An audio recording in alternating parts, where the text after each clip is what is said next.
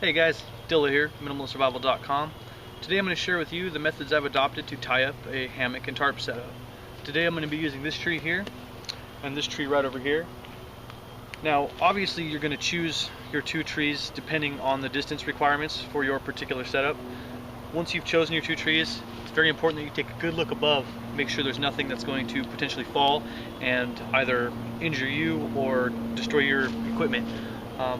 Once your two trees are selected, it's of no importance if the ground is flat or dry. One of the main beautiful things about hammock camping, really the only bad thing I've found about hammock camping is it tends to get a little bit chilly. So great for summertime stuff. If you do any wintertime hammock camping, I strongly recommend an underquilt or something of that nature that will help to keep you warm. The tarp I choose to carry is in Integral Designs Sill Tarp. This is a 5x8. I find it's just about the right size for a single person, whether you're tarp camping or using it over a hammock. It's a siliconized nylon, very waterproof, no seams, extremely lightweight. With lines, this thing weighs just over 10 ounces. So it's, as you can see, it's very packable, very manageable in size and weight, and is extremely waterproof. What I've used for line is spider line. Comes in 100-foot spools. What I've done is I've cut 15 footers, one for each corner, and that left me a 40-footer to use as a ridge line. So we're going to start by tying our ridge line off. So the first thing we're going to do to tie our ridge line around the first tree is simply just tuck the working end around the back of the tree.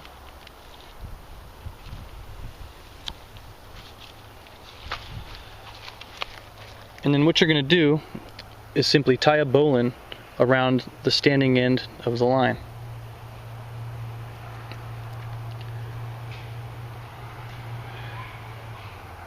What that'll do is create a slip knot that you can adjust to the exact height that you want for your ridge line.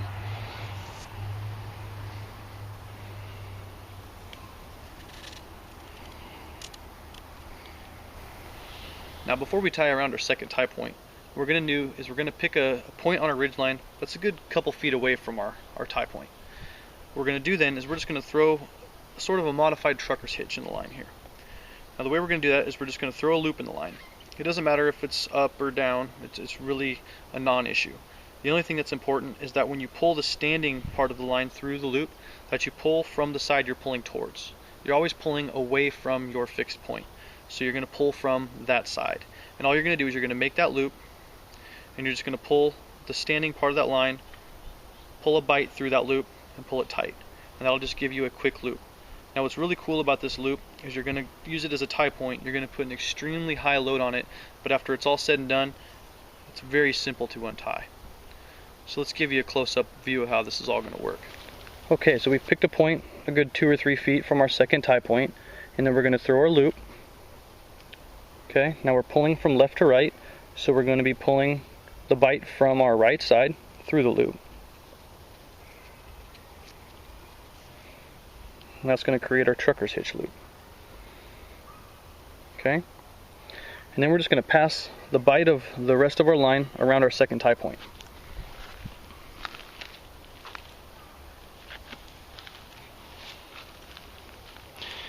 And then we're going to take this bite and we're going to pass it through the loop that we've made here on our trucker's hitch.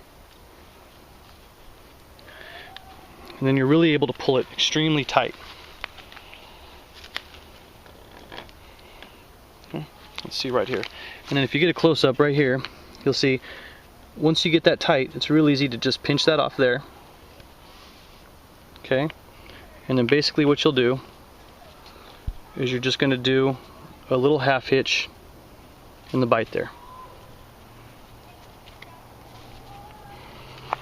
Okay? So what you'll end up with is just a little half hitch here. This is where it's all tied off. The bite of the line going around your second tie point to your little trucker's hitch. What that does is it creates a very, very tight ridge line, or any line for that matter. It allows you to create a very tight line, and it's still very, very load bearing yet extremely easy to untie.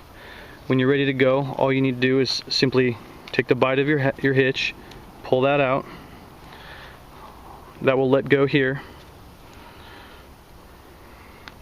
That will all pass back around your second tie point to your trucker's hitch, which you can then just pull right out. And then all you're left with is a bowline on your first static tie point. So what I have here is some MSR groundhog stakes. These things are amazing. They're three-sided, they're aluminum stakes, extremely strong, very lightweight.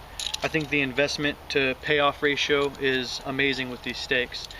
Obviously you can make stakes in the field, there's no argument there. I just find that having 4 of them handy is just really convenient. It makes setup really fast. You don't have to be tromping around in the rain looking for sticks or whatever, rocks or something to make stakes or tie out points for.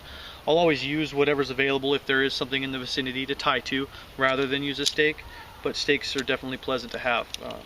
Like I said, I carry 4 of them most of the time. So what I have here is, again, my Integral Designs sill tarp. On the 4 corners I already have pre-tied on my 15 footers of spider line. I also have ring hitched on the center guyouts on the short sides, about 3 feet of spider line here. That's to tie prusik knots or whatever I might need for tension on my main ridge line. So we're just going to toss this right over the top.